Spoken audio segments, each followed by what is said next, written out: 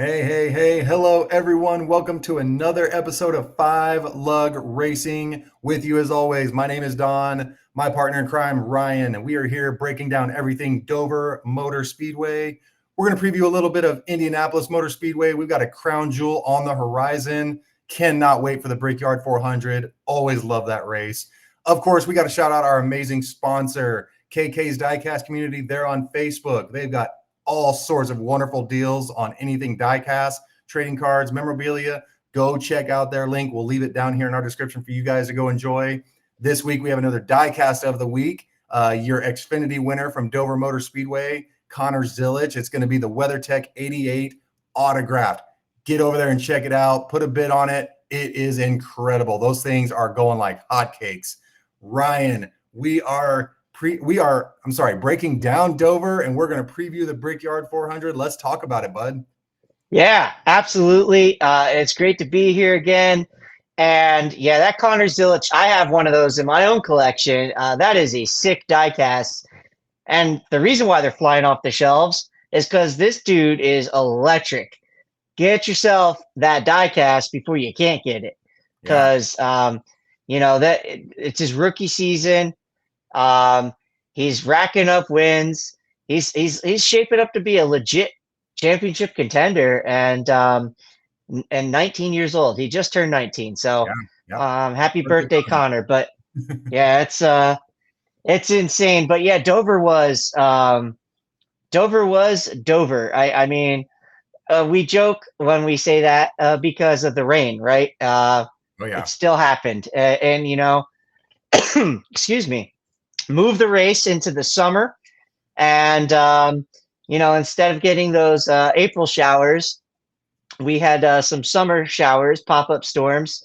And, overall, we got racing in, right? None of the races got delayed as far as to the days getting moved and things of that manner, but was still a really, really exciting and fun weekend at Dover. And it was a hot one, too. I'll tell you, it was really hot, really humid. And those storms didn't help the humidity factor either. It just made it more swampy outside Yep. than anything. But it was really, really fun to be a part of both days. So getting there and in the morning on Saturday, I drove in. Got there, got my got my uh, got my passes and got myself situated to where I needed to be so I can be ready for practice for the Xfinity Series, and didn't disappoint. And then, unfortunately, no Cup Series practice and qualifying. That ended up getting lined up on a metric because of the rain that came in. But, that track dries extremely fast. And it was impressive to watch those crews just, work so quickly getting that track dry. And concrete itself just dries quicker than asphalt. So, Absolutely. um, yeah, Real but quick, I'm going to get your perspective when you're there on Sunday. You get a red flag with 15 laps to go, 14 laps to go. And, it's pretty safe to say that everybody sitting at home watching was like, well, they're going to call this race. We're into the evening. We've got a few hours of daylight, but it's still that close mark where, okay, it's 15 laps. What should we do? From your perspective inside the pits, you're sitting in the weather. Did you think they were going to go back green, or did you think there was a possibility for this thing to wrap up when it was happening in real time? so taking into consideration all the things. First was the competition meeting was 8:10 for darkness. Okay. That's what it was on Saturday. That's what it was on Sunday. And looking at the time of the day that rain came in, um, you know, there those that were watching the radar knew that it was just a shower. It rained hard though for a good Yeah. 5 minutes. Like it came down. People were running for cover, and there was a lot of people walking around looking like they jumped in a swimming pool and got right, with their clothes on and just walking around. Um, but all things considered, because of how hot it was, you could see the smoke just come, the steam just coming off of the track. Yes, the track was lost, you Yeah. know, um, but there's so much heat in the track surface, and there was no storms coming behind it. And that track really does dry in 30 to 40 minutes, Yeah. plus the extra time to clean up pit road. Right. Um, if there was truly nothing coming behind it, then why not give the fans what they paid to see, um, Absolutely. or the fans at home what they want to see is a green flag finish and a race go the full scheduled 400 miles. And hats off to NASCAR for trying. Listening in on the crews, and NASCAR officials, it didn't even take them that long to come to that conclusion. Yeah. They discussed it and they said there's nothing behind it. We're going to give this an attempt to dry the track, I love um, it. as soon as the showers are done. They had already said that, right as it's pouring, you know, that they wanted to give that a try. And so there was already a plan in place. And, some people were seemingly surprised. Talking to some on pit road that work in the sport, they said, "Yep, it's over. This is done." Yeah. I was like, I don't think so, based off of what I heard. Yeah. They're going to give it a try. Now, if some pop-up cell had come behind it while they were trying, they probably would have shut those jet dryers off and said, "That's it, we're done." Right. But that wasn't the case, and I give NASCAR credit for making an effort. Yeah. Um, Absolutely. and So let's talk about the end of this race real quick. Yes, because that's where it really truly got exciting. Yeah, we're talking Denny Hamlin fighting off not only new tires with drivers, he had to fight off two teammates and a rival in Kyle Larson just to get this win. Christopher Bell gave him his best shot a couple times, ends up spinning himself out, doesn't wipe out the 11 with him. All right, so give Kyle Larson a shot at it. He can't get the job done. All right, let's give Chase Briscoe a shot at it. Chase Briscoe, same story, different dance, just could not get it done. Yeah, I mean, so we talked about Christopher Bell. Let's talk about that for one quick second. Okay. Wow, the guy two times trying to make a pass for the lead, spins himself out and hits nothing at Dover, Incredible. and nobody hit him. Um, just unbelievable. I I can't believe that I got to witness that with my own two eyes and see that take place. I mean, because the first time it happened, I was like, "Whoa, Yeah. nobody hit him!" Like, Yeah. wow. And then it happens again. I'm like, "Wow, nobody hit him." Now, unfortunately, others, had got caught up in that, but still nobody hit him, and just yeah, wild to see. And you know, it, I can't believe that he was even put himself in position to get back up and fight for the lead again after Right. spinning out. He had a really good car, and I know he's likely highly disappointed with the outcome, but he definitely, tried. It wasn't for a lack of effort on his end. Um, it was clean racing too. He did not, you know, he didn't do things on his end of things uh, to put himself in that position. I would more so say it was the other way around. After watching it back, Hamlin raced his teammates like they weren't teammates to a degree. Yeah. He raced them like he was racing for a win. Yeah. And So, maybe that's and why and Denny. that's Denny Hamlin, and that's most race car drivers. You know, your job is to go out there and try to win a race, Right. and at the end of the day, yeah, you don't want it to come at the expense of somebody in your own building, but Right. Denny, ultimately just did what any race car driver is going to do. He wasn't overly assertive, to where it's like egregious and he needs called out. He just raced them very hard, Yeah. and so Absolutely. hats off to Denny Hamlin for that and getting it done. Yep. especially on older tires at the end of that race. You mentioned with Chase Briscoe. I think the opposite of Chase Briscoe here in this situation, because I, for one, think going back and like being there, I'm thinking, oh, Chase is going to win this thing. Yeah. And, you know, he didn't. I think that Chase could have been a little bit more aggressive. And I think that maybe ultimately in the back of his head, being the newer guy on campus at JGR and knowing that he's racing a teammate, he gave a little bit more than slack than he should have.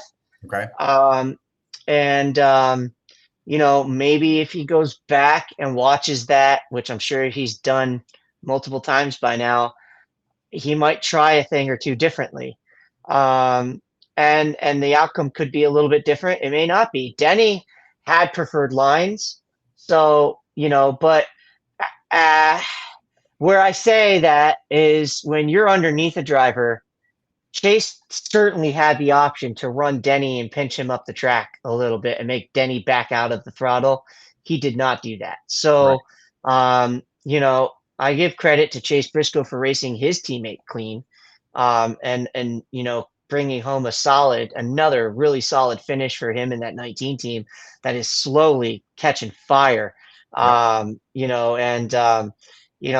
going to be something to watch as the rest of the season goes on, for sure. With the string of finishes they're starting to put together, it took a little bit of time to get these finishes to come the right way. But again, getting to know a new team and a new crew chief and a new driver and the driver learning a new car, a new system, a new way of doing it's just a lot. Yeah. And it's clicking, and it's clicking at the right time, I think, as they're gaining momentum going towards the postseason. Absolutely. But yeah, just I definitely think that Denny deserves credit for his end of things though too. Driving like a savvy veteran on those older tires, getting the most out of his car. Because certainly could look like he was a sitting duck. Yeah. Because most of those drivers got carved up really quick by the new tires at the end of that race. Right. But not Denny. Yeah. And Well, Denny put it in perspective for everybody. He said we were set up with a perfect storm. Yes, we were on a little bit older tires, but the track cooled down because of the rain. The track got clean because of the rain. And so yes, that opened up him to be a little bit more aggressive on what he wanted to do as a race car driver, and ultimately get that win. We could talk about Denny and JGR for years because they're such a polarizing group. Not only that, Hendrick Motorsports and JGR seem to really just have a stranglehold on the entire Sunday race. I mean, you look up at the board, the pylon, and the top 10 are littered with 4 and 4 from both of these teams. Something else I wanted to bring up, as far as teammates racing each other, Ryan, is NASCAR missing in team rivalries? Do you think something like that would benefit the sport a little bit more? We talk about Chase taking it easy on Denny and Christopher Bell not wanting to wreck Denny. Those are all JGR guys, right? And I respect the outlook, and you want to bring all your race cars home clean. But let's talk about that for a second. Kyle Larson and Chase Elliott, they didn't seem to have the same kind of mindset when their little rivalry started sparking. Jimmy Johnson and Jeff Gordon back in the teens when they really started to butt heads a little bit. You talk about your Kyle Bushes and Denny Hamlins back in the day. These guys raced each other, and I think they raced each other harder because they were teammates, not, the Chase Briscoe method of I'm going to take it easy. I'm the new guy on campus. I don't want to ruffle any feathers. Can Chase Briscoe benefit from being more aggressive in that situation, regardless of who's on the outside of his race car at that point? yeah. To answer that last part of that question, yeah, absolutely. I mean, I for one hope to see a second time around a little bit more aggressive approach from Chase, Okay. because you could push your car a little bit harder. But again, I feel like he was also subconsciously worried about doing what the 20 car did, which Okay. is spin out twice trying to race for a lead. Right. So it is a balance, and it is a balance in these cars. I mean, you mentioned Kyle Larson, who had a really solid day at Dover, and needed it. needed it bad. They needed a rebound. Um, Kyle Larson has wrecked himself from the lead. I think back to Charlotte, the Coke 600. Yep. You know, uh, these cars can get around on you very quickly. Right. We've seen Kyle Larson get around in these cars. We've seen Kyle Busch, who you mentioned in this, used to be aggressive. So some of it is maybe the change in the car, not Okay. allowing some of that. And then other part is I think that we're about to turn the heat up. And as these races click off and we get closer and closer and closer to playoffs, all that teammate stuff goes out the window anyway. Okay. When you get in the postseason, I think you throw that all out, and it's the gloves are on, and you have your own team, and I mean the one with the number on the door Right. to fight for first, Correct. and then the brand second. Okay. That you operate under. At least in my own mind, that's how it would be, because you could be respectful while I coach, right? And I coached sports for a long time, and multiple sports at that. And the thing about coaching that's transcendent is I always tell people, we're going to respect each other, on our own team. Right. So respect your teammates, respect your refs, and you have to respect your opponents. Correct. But I always say that how you can disrespect your opponents by going out there and whooping their butt, but you don't talk about it, right? Like there has to be a level, so you could be respectful while disrespecting them all at the same time. If that makes any sense. Absolutely. That's that thing that you need to see within your own team in a NASCAR racing situation. Like JGR, for instance, you can be respectful of the fact that they come from the same building as you, but you're going to throw those gloves on, and Christopher Bell's going to want to go out there and beat the 11 car, Right. and Briscoe wants to go out there and beat the 20 and the 11 car, and vice versa, right? And that's how it should be. Yeah. The whole teammate thing should just raise the level of competition in your own roof. I absolutely 1000% agree. I think a lot of the teams have gotten away from that because, maybe it's a sponsor thing where people don't want to get torn up race cars. Nobody wants torn up race cars. Let's just get that out of the way. But we want to see people care enough to ruffle your teammates' feathers for some of these wins. I'm not saying Chase Briscoe did anything wrong. Anybody who got that vibe, no. Chase Briscoe raced a very amazing, clean race, came home P2. His teammate came home with a trophy. JGR still celebrating. But that was something that's kind of been on my mind as far as, is NASCAR missing that in-team rivalry stuff, which, I think really helped make the sport so popular, for a very long time. Yeah. But yeah, Denny Hamlin does Dover. He gets his 4th career win at the Monster Mile. Congratulations to the 11 team and JGR and all that good stuff that comes with it. But we got a race coming. Guys, we are 5 races out of the playoffs. It's coming fast. We're talking about next month, okay? We're going to be in playoff mode. We're headed to the Brickyard 400, Ryan. Let's talk about it. Indianapolis. Wow. You talk about the history of this place, right? And it's a crown jewel event.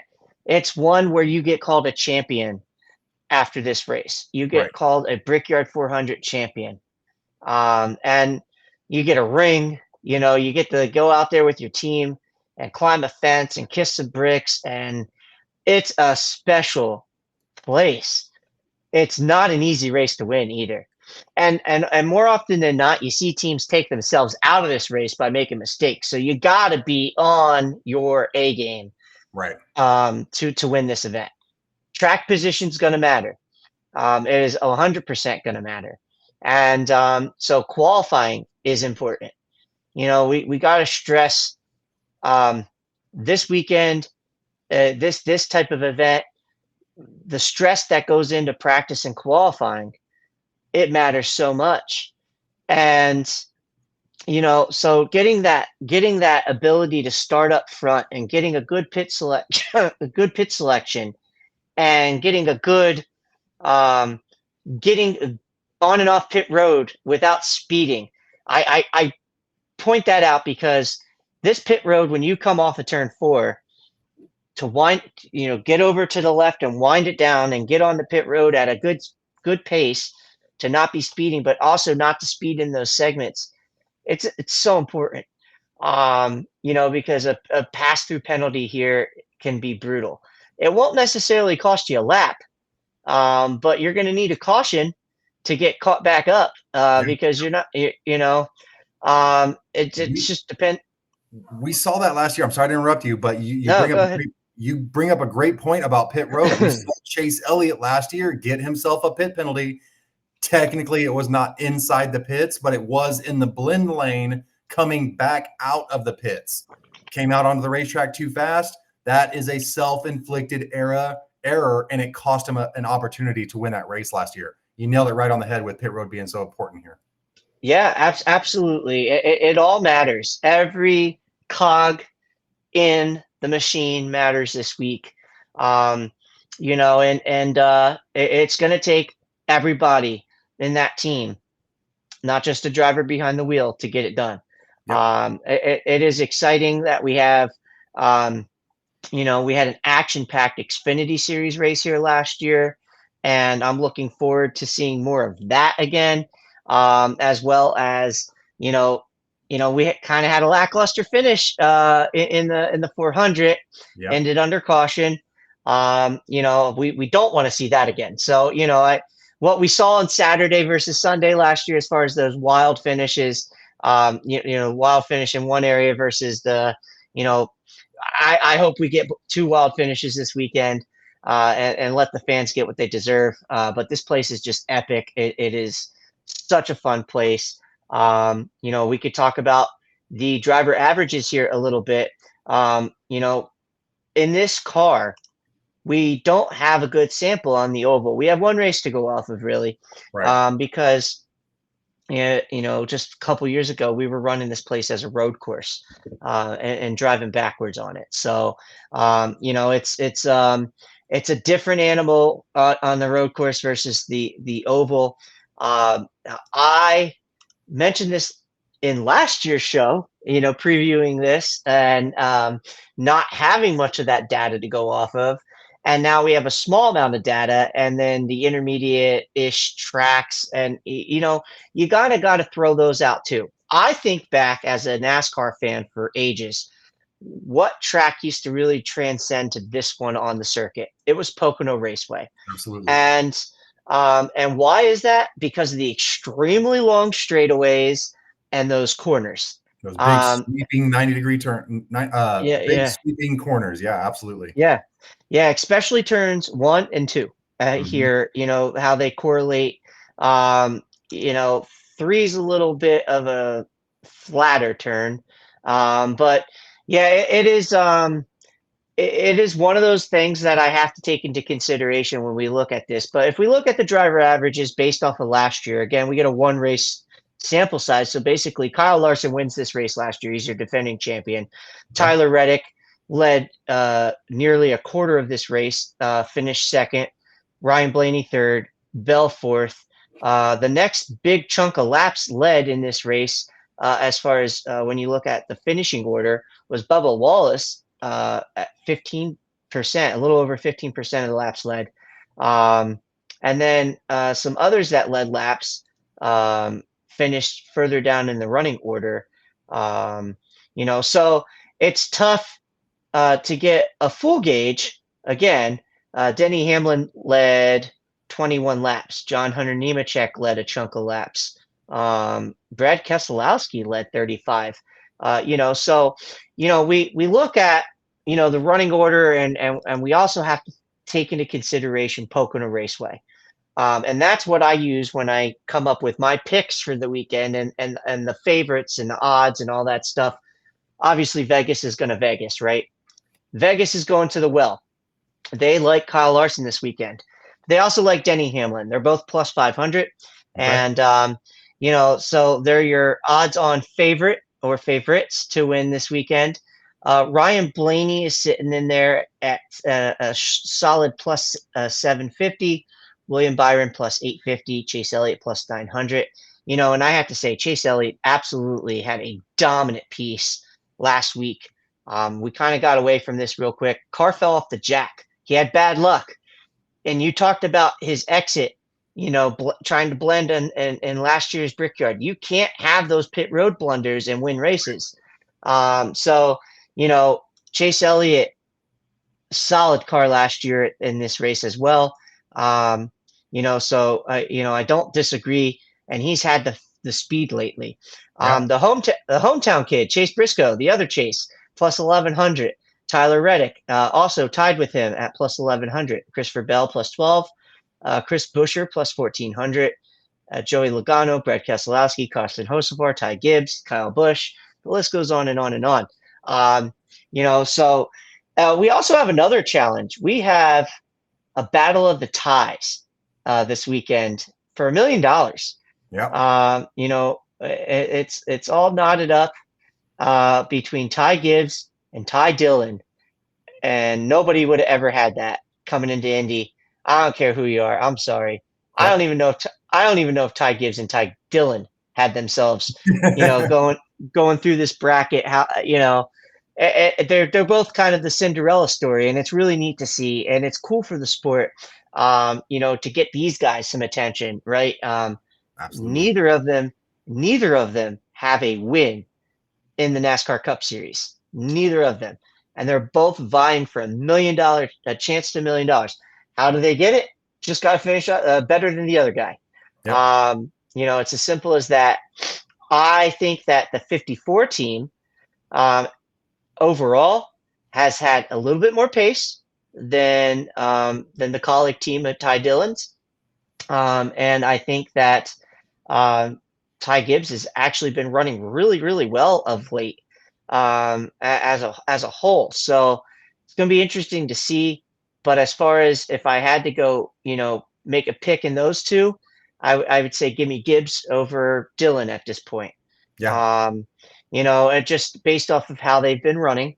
But again, this whole bracket thing has just totally gone the ways that you'd think it wouldn't. So it very well could be Ty Dillon. It's no disrespect to Ty Dillon as well, but I'm just going off of basically how they've been running. Right. That's a little extra bonus going into this, into this event to see how this NASCAR in-season challenge is gonna play out. And like you said, we're ticking away closer and closer and closer to the playoffs. So when we take all that into consideration, coming into a crown jewel event, we've seen guys win their first career races here. I think back to Paul Menard winning the Brickyard 400. Yep. And what a special moment that was for him and his family. Menards has been involved in racing for so many years, and they still are. And it's great to see. But I mean, that was just, so why not have it be one of these guys vying for $1 million? Can you imagine, winning your first ever career race? And it also comes at a payday of $1 million. That is wild to think of. Absolutely. And let's not also count out the fact that a win gets your booty into the playoffs too. So we're talking about a trifecta of insane weekend if one of these guys pulls it off.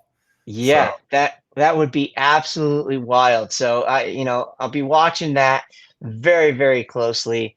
But when it comes to thinking about the statistics and making the picks for the weekend, we'll go ahead and give you the Pick'em Spotlight that we always feature every week. And we really want to hear your guys' thoughts and opinions on the Pick'em Spotlight as well.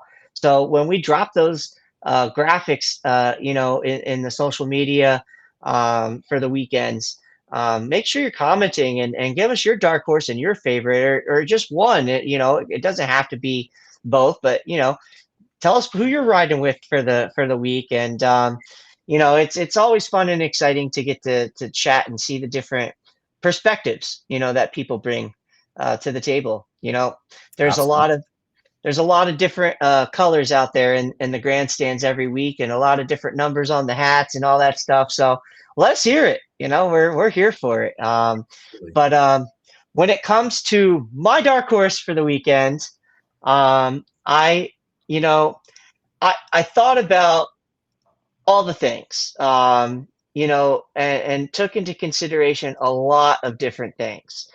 But I also take into consideration somebody that ran really, really well here last year, and we talk about Pocono as well, right? Pocono was a disappointment for this driver. However, on Saturday, when it came to practice, he had a heck of a car. The fastest car in the field on Saturday was the guy I'm about to mention.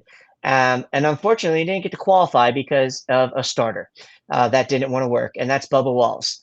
Bubba had an insane amount of pace in this race last year. And when it came to his car at Pocono Raceway, man, they had a ton of speed on Saturday, a ton. Now, if they can get that brake rotor issue fixed for going into a track like this, where they can balance the downforce, the need for downforce, and obviously the need for cooling for those brakes that Right. 2311 had at Pocono Raceway, that brake issue, I believe you're going to see a very fast 2311 car of Bubba Wallace. So I locked him in as my dark horse this week. I love the pick. And Bubba obviously shows a tremendous speed at a lot of different tracks, and he's getting better at some of the weaker tracks that he has struggled with. Now he needs the luck aspect, right? Bubba Wallace struggles with bad luck like I haven't seen in drivers before. And it's not self-inflicted a lot of the time. It seems like he tends to get caught up in others' messes, when he had really no business getting caught up in other people's messes. He just wrong place, wrong time. Would love to see Bubba Wallace find himself a victory at a crown jewel event, what that would do for his career. Obviously a first win with their baby boy would be just a special moment altogether. Love the dark horse, bud. Can't argue it whatsoever. As far as my dark horse goes, we spoke on this driver a little bit already in this episode. A driver that we've said it a million times before. It's not a matter of if, it's a matter of when he gets his first career win. And of course, being his first career win, if it happens, he falls into my dark horse slot. All of his teammates have a win this year. Okay. All of his teammates are going to the playoffs. So he has to be on some sort of JGR hot seat as this season rolls through. And you take the family aspect. Yes, he's probably going to have a seat. He's not going to have to worry about it. But that doesn't mean eyeballs aren't on this kid. And we're talking about Ty Gibbs. And we're talking about a young man almost 3 full years into his Cup career and still hasn't found victory lane. Indianapolis Motor Speedway would be a great opportunity for him. I know they're going to bring a ton of speed with the camp that he's in. Would not be surprised to see that car lifted up into victory lane and celebrating a Brickyard 400 this weekend. But we have favorites we got to get. Let's talk about that first. Yeah, absolutely. But before we do, I just want to piggyback and just say I absolutely love that pick. And, coming into a weekend with $1 million on the line, that JGR has given them every possibility to go out there, not only beat that Colleague car of Ty Dillon, but to compete. Ty had good pace, at Pocono. So it would be interesting to see if that translates and correlates, if my Pocono to Indy theory still holds true in NASCAR, because for years, we had seen drivers go out and win Pocono and then go out to Indy the next week and take the same car or whatever, and it would work. Yeah. We saw Bill Elliott do it late in his career, and just so many others. But yeah, I'm really, really excited to see if that theory still plays into effect, because if it does, then our dark horses are going to be set up for a good race. Absolutely. And now it's time for the favorites. All right. When we look at this race as a whole, it's hard. There's so many different directions we could honestly go here, Don, and in so many different ways. It is kind of a wild card race. But I am going to go a direction that is kind of not a surprise. He won the race last year, so that already tells you who it is. But he's riding a little bit of a good momentum. You know, we talk about Denny Hamlin, right, and how he won Dover and had a really good car there at Dover. I would argue maybe the second best car, honestly. You Yeah, know, the first best car would be Chase Elliott, and that just give it for what it is. He never really fully recovered after falling off the jack, but right. um, you know, Denny Hamlin had a really solid piece. He's always really, really good at Dover, and he had an awful weekend the weekend before in Sonoma, just absolutely abysmal. Yeah, And well, Kyle Larson has had an awful last couple weeks, and he had an awful Indianapolis when it came to the Brickyard, and that kind of started this little spiral of not Kyle Larson type races, right? right. You know, we saw his issues in the Indy 500, then we saw him continue to have issues that same day in the Coke 600, and then it just kind of just dominoed from there. And listen, Kyle Larson can strap into any race car anywhere and be fast, no doubt. The team is good. No doubt. And this car was really, really fast here last year. So hard to argue that Larson won't be good, especially riding some positive momentum, leaving Dover and going to a place where he won last year. So I like Larson a lot this weekend. So I'm going to take the 5 car as my favorite. I love it. There's no reason to pick against Kyle Larson because of how good and how fast that 5 team is at this racetrack. Obviously he won the race last year. It was a questionable caution or timing of caution at the end of that race that could have played out in another team's favor. And I'll get to that in a second because that other team happens to be my pick for this weekend. Somebody that I thought had the opportunity, if that final caution came out when the actual wreck happened, set up another overtime, and he had a ton of speed at the end of that race. And I'm talking about the 45 car of Tyler Reddick. We're talking about a guy that sits 5th place in the regular season point standings, y'all. But as soon as you take all that out of there and you filter everybody up that has a win and everybody else, that comes with it, Tyler Reddick falls to 13th. Okay, that's some scary territory when we're talking about, making the playoffs versus not making the playoffs. We get a couple more new winners, and man, Reddick is really just getting just silly close to not making the playoffs, coming off of a championship 4 experience last year at Phoenix Motor Speedway. All right. Tyler Reddick has shown that he is capable of winning this race. He won it backwards on the road course. He knows what it's like to find victory lane at a place like this. He is ridiculously fast on this rectangle oval, if you will. So I would not be surprised to see 2311 Tyler Reddick and that 45 team find themselves in victory lane for those facts alone. But I want to talk about the other end of that aspect. We're talking about the fast guys, the Kyle Larsons, the Tyler Reddicks, Denny Hamlins, Chase Elliott's. Let's talk about the emotional swings of a NASCAR season before we let you guys go. And I'm talking about the 88 car of Shane Gisbergen. All right. Yes. We're talking about a guy that went 3 out of 5 wins, all right, before Dover Motor Speedway. Then Shane finds himself starting 6th place at Dover because they weren't able to qualify. So he's hand gifted a start at the front of this race, and not even 5 laps in, punctured tire, team can't get him back out there. He finds himself 12 laps down, 5 laps into the race, and just cannot recover. That's got to be demoralizing for a team. But in this system, Shane Van Gisbergen has 3 wins, and he finds himself atop the playoff standing, not atop, but towards the top of the playoff standings for what he's accomplished already. Ryan, how does a team keep that focus after doing so many good things for 5 weeks straight, and then immediately 5 laps into this race, just a 180? Yeah, we'd be remiss not to mention this because, first of all, with the competition yellow coming out at lap 35, I get it. He thought he had a tire going down or something wrong in the suspension, something broken possibly.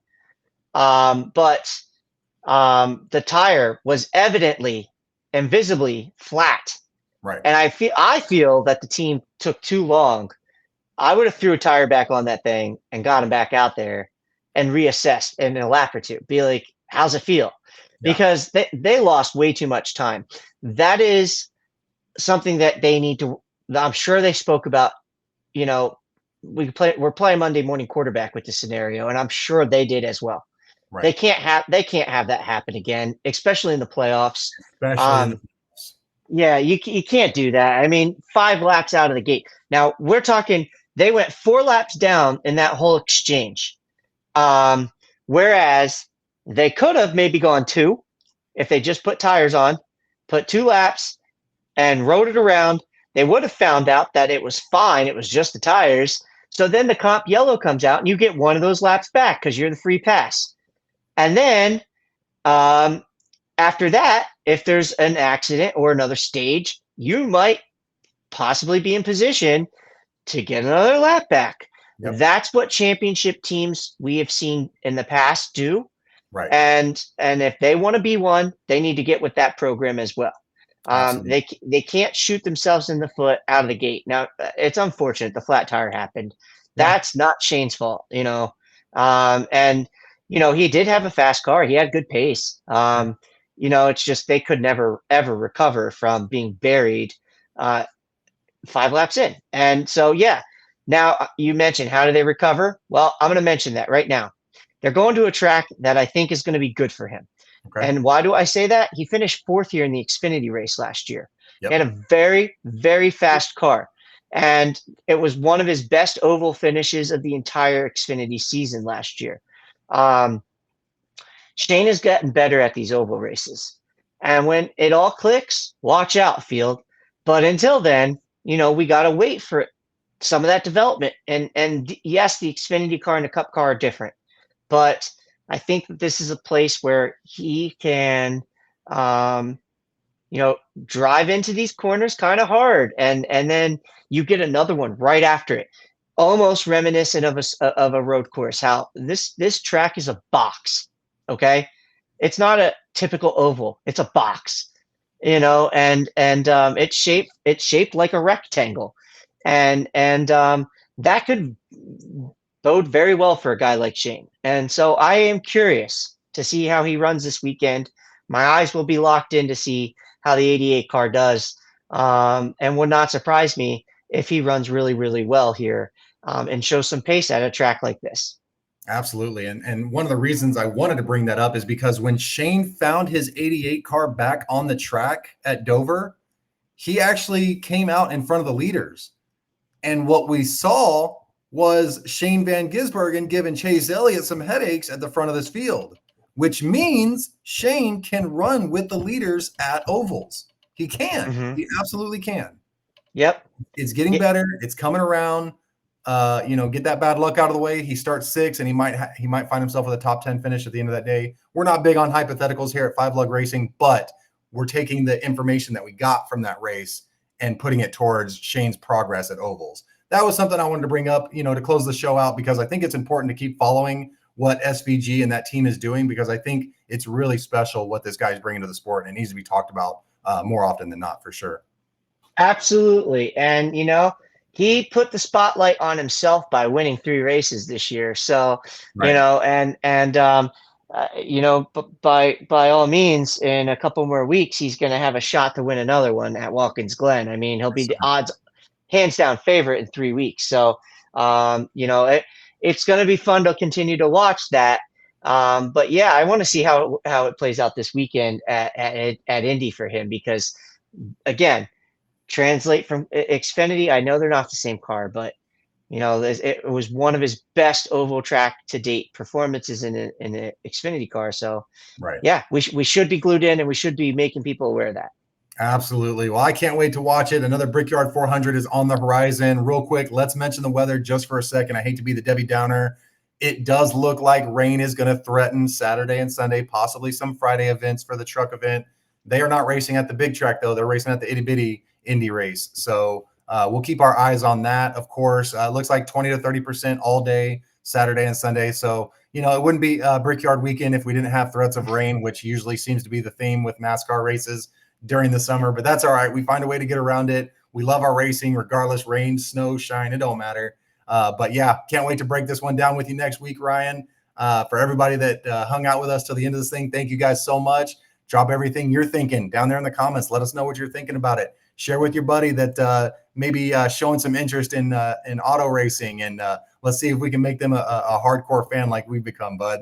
But yeah, from everybody here at 5 Lug Racing, thank you guys so much. Ryan, always a pleasure, and we'll catch you guys on the next one. Y'all take care.